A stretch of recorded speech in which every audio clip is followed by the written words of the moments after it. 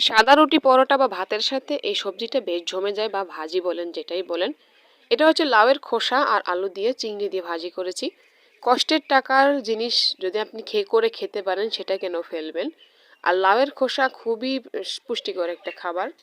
তো যাই হোক, লাউয়ের খোসাটা আমি যেভাবে ভাজি করলাম বা সবজি করলাম, পেঁয়াজ কুচি আর রসুন কুচি কাঁচামরিচ ফালি দিয়ে তেলে ভেজে গোটা কয়েক চিংড়ি মাছ দিয়ে দিলাম, স্বাদ মতো নুন আর হলুদের গুঁড়ো দিয়ে একটু তেলে ভেজে নিলাম।